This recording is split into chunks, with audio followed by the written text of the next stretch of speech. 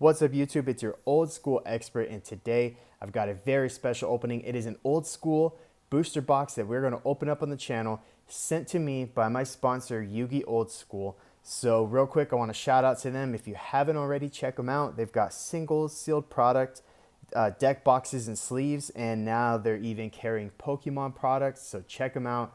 They are amazing, and they send me free stuff. I mean, that's pretty cool. So let's go ahead and get this box opened up and see what we got inside.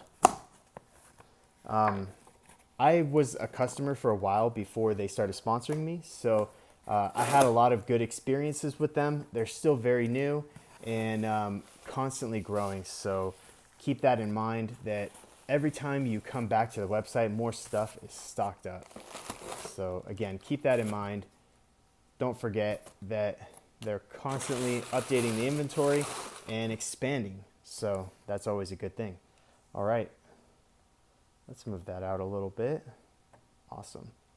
Okay, so we've got some Yugioldschool business cards as usual. There's all their information. I will put links to all of this stuff in the description of this video. So again, check them out. You don't have to buy anything. But if you see something that you like, go ahead and grab it because their stuff moves real quick. Their prices are amazing, so their stuff doesn't last too long. There's a Yugioldschool sticker. That's pretty awesome. I might have to throw this on my car. All right. And here is the booster box. It is an Ancient Sanctuary box. These are getting much harder to find, becoming much more rare. First Ed or Unlimited, it doesn't matter. It's so hard to find sealed original Yu-Gi-Oh packs. And GX is getting hard to find too. Shoot, in a couple of years, 5Ds will probably be hard to find. So here we go. We got an Ancient Sanctuary factory sealed booster box. I don't know which codes are which. Usually the retail and the hobby will have a different code down here, so you can tell which one's which tells you if you're going to get a secret rare, if you'll be getting the End of Anubis, which is the hobby box, or the Misera Deville, which is the retail box. But we're just going to open it up and find out, right? Because we're definitely getting a secret out of here. 2 ultras and a secret. I could feel it. Let's do this.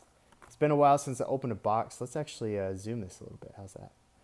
It's been a while since I opened a box, so I apologize for that. It's just this stuff has gotten so expensive these days, and it's almost not worth opening because you have to pay such a high price to get this stuff. So let's get right into it. I guess if there were ideal pulls, I love Enemy Controller is a really cool card, but I love that's hard to open. Blowback Dragon is pretty badass. I used it a lot when it came out. It wasn't the greatest card, but it was pretty good. All right, so we got a 3-hump Lakuta, because why not? Ooh, it looks like we got a foil on the first pack. Ooh, the Sanctuary in the Sky. So of all the supers, this is probably worth the most money if that's what is important to you. I think it's just a really pretty looking card. So the Sanctuary in the Sky, that awesome fairy card. Dust Barrier. All right, so we'll just throw that in a little sleeve. Boom, looking good. First pack, way to start it off. I always start with the right side of the box when I open a box.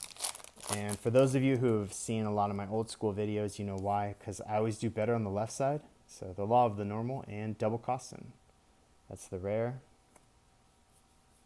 Monster Gate, I remember that card. And Night Assailant, that's a good GOAT format card. Got a couple decent effects. Guess we'll do that. All right. So when this set came out, I mean, everybody who played back then remembers it wasn't the greatest set. Ooh, a Go Giga Gaga Gigo. I think I said that right. I don't know. I'm not going to try it again. Sword of the Soul Eater, Union Guard, Backfire, and a Triangle Power. It was I almost don't want to call it a good set. It was a decent set. It wasn't terrible, but it really wasn't that groundbreaking. And back then, sets were very groundbreaking. They always introduced 2 or 3, maybe 4 new staple cards, and then a bunch of other little tech stuff that people would use too. So this set didn't include a whole lot of that. And we got, ooh, a stone statue of the Aztecs, another super rare. Awesome.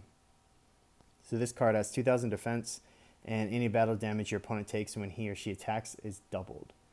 So back then that was actually like not a great effect, but a lot better than it would be now. Ooh, and there's a Wall of Revealing Light. Pretty good stall card there. A lot of burn decks used that for stalling. I suppose Exodia too, because you also had Emissary of the Afterlife in here, which was great for Exodia decks. Let's see, maybe we'll pull one. Who knows? Order to Smash. The Kickman and the Agent of Wisdom Mercury. Not a bad card. The smell, I'm starting to smell it. The smell of the old school packs. It's just, oh, it's amazing. They smell so nice. They smell like my childhood. Another Go Giga Gaga Giga. I thought that was a short print, but maybe not. Let's see. Soul Resurrection. There's a couple of decent rares. The Soul Absorbing Bone Tower has become, I think there's an OTK that is it's used with to deck your opponent out. I'm not totally sure. I haven't seen it, the actual deck itself, but that card has gone up quite a bit in value. Oh, well, speaking of Soul Absorbing Bone Tower, there it is. So I think these are around $3 or $4 now. It used to be just, a 20-cent common or a 20-cent rare, just like a common would be. Light of Judgment, that's actually a short print. So yeah, that's a good rare to pull. I mean, if we get any extra rares, doubles, that'd be a nice one to get. King of the Swamp is always good, but it's been reprinted so many times that it doesn't hold a lot of value anymore, but it's a great card. Very useful card. Maybe we'll get our first Ultra. We haven't got one yet. Let's see. Order to Smash and 1,000 Energy. When this set came out, I think the main card most people wanted, Enemy Controller, I don't remember it being all that popular when it first came out. It gained a lot of popularity later on. Although I'm sure a lot of people did use it upon release. I would say the most popular was probably Blowback Dragon. That's the one I could think of that really a lot of people were running. So, ooh, Burst Stream of Destruction. Look at that. Ultra rare. That's really cool. So there's the Blue Eyes attack. Why they didn't call this White Lightning attack, I will never understand. That's what it should have been called. But it's still a really cool card with Blue Eyes just letting that White Lightning straight at the opponent. It's pretty sweet. So its effect isn't that good. And back then, you had like Regeki and stuff, so you really didn't need this. But at least I think that's what it does. I think it destroys all your opponent's monsters. Soul Reversal, Judgment Dessert, and Avatar of the Pot. So this card's really terrible. Send one Pot of Greed from your hand to the graveyard to draw 3 cards from your deck. That'd be nice, but there's no Pot of Greed. So there hasn't been one for years, probably like actually a decade or longer. Since Pot of Greed has been banned, something like that. It's been banned forever, and it's understandable. It's just it's an unfair +1 because you don't have to do anything, and it's just more about top decking it. Spell Economics. That's actually not a bad card.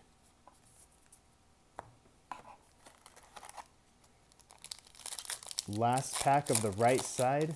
We're gonna bust a secret here, maybe. Ooh, is it Borg the Thunder Monarch? Nice. I totally forgot he was in this set. This was the very first Monarch ever released. This card is another card that saw some play upon the release of this set, just because Monster Destruction was a pretty big deal. So, yeah. Definitely a really nice pull there. Very, very cool. Zaborg. I like the artwork on that. It's pretty sweet. And then being the very first Monarch, at least in the TCG, that's pretty awesome. All right, so left side, this is where we get our best pulls, always. So let's do it. Let's get those awesome pulls. Spell Economics again, so there's that. There are at least a couple rares that'll be doubles. I don't remember how many rares come in this set. It should actually say it. Maybe not. The Agent of Creation Venus. Another Wall of Revealing Light. That's the third one. Let's see. Maybe I know it says the odds of pulling stuff on here. Yeah, it doesn't say how many Oh, 17 rare cards, yeah. So we're actually going to get quite a few doubles on the rares. All right, so let's bust it open and see what's in this pack. Upper Deck was always really good about putting rarity ratios on their stuff. Even their like baseball cards and stuff. Talisman of Spell Sealing. Level Limit Area B. That was a really good burn card. Big time staller right there. Man, a lot of memories in this set. I guess burn decks were actually kind of big back then because you also had Invasion of Chaos introduced that bird. What was the bird's name? Sealmaster Maisai? Maisei or Maisai? I don't know. Maybe Maisei. Dang, it's going to bug me now. You all know what I'm talking about. Had like 1700 defense and I think 1000 attack. And then when it was flip face up, you do 1000 damage to your opponent. And then once per turn, you can flip it back into defense mode. It's a really good card. Desert Tapir and Talisman of Trap Sealing. Another Night Assailant. Some Mystical Shine Balls. Those are good to have. So we're down to, I think, like 6 packs left. Something like that. Let's see. 1, 2, 3, 4, 5, 6. Wait. I can't count. Sorry, guys.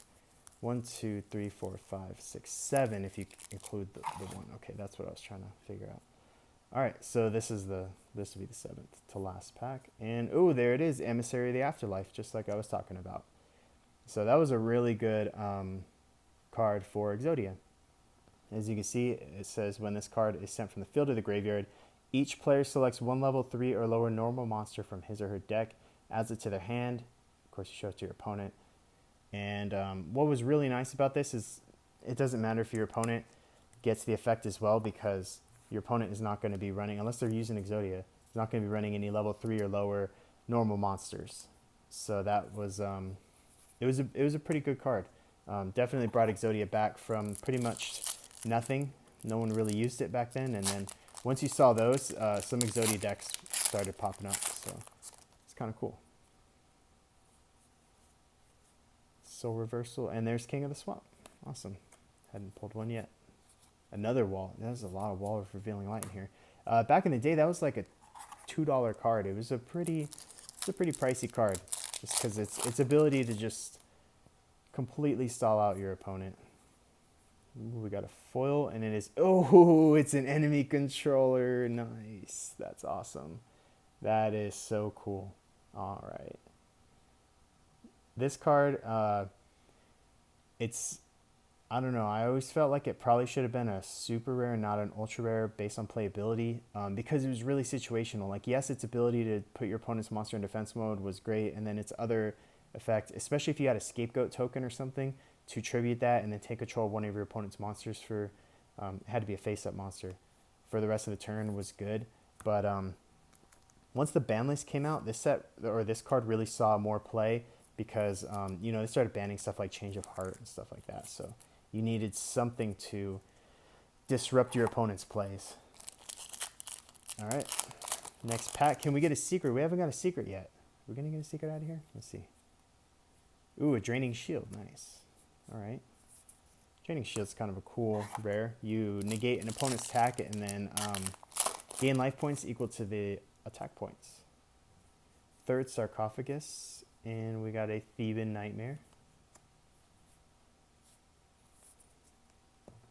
All right, we got 2 packs left. Let's see what our foil count is so far. We've got 2 Ultras, so no complaining there. And it looks like we've got 4 Supers. So we've actually got really standard ratio. You guys know that secrets are not in every box. And I want to say there's a few rares we haven't gotten yet, so this is probably going to be it for the foils, but let's see. Oh man, so if I have to be honest, I don't know, we'll see. This one feels like it might be a foil. Let's set it aside. Sometimes if you feel 2 packs at the same time and you kind of bend them a little bit, the foils are actually more stiff because they have foil in them. So Grave Protector on this one. But I'm not, I mean, I'm right sometimes with that, but definitely not always. Let's see. Nah, Doesn't look like it is, huh? Nope. A special hurricane. It did feel a little more stiff, but that was probably just me imagining things. All right, so let's go through the rares real quick. There's actually some good rares in this set. Got that Draining Shield. King of the Swamp is one of the more playable rares in like rogue decks. Spell Economics is actually not a bad card. If you read what it does, you do not pay any life points to activate a spell card. So there are some spell cards that actually require a lot of life points, and that's an interesting get around to it. The Soul Absorbing Bone Tower is nice, and that is it. Double Costum was kind of cool back in the day. And for the foils, we actually did really well. So we got a Burst String of Destruction, Enemy Controller. So 2 really cool ultra rares. I'm absolutely happy with that. We didn't get a secret, but we got pretty much the best supers too. We got Emissary of the Afterlife, Zaborg the Thunder Monarch, really cool, super nostalgic card. Stone Statue of the Aztecs, and then the Sanctuary in the Sky. So thanks for watching, guys. I hope you all enjoyed it. I hope this was nostalgic to you guys. It's really nostalgic for me. I love this set. I love any original Yu-Gi-Oh set. And definitely, if you have a moment, check out my sponsor, Yugioldschool.com, for all kinds of single sealed products, lots of sleeves, deck boxes, and Pokemon stuff. So thanks for watching, guys, and stay tuned for more awesome Yu-Gi-Oh videos.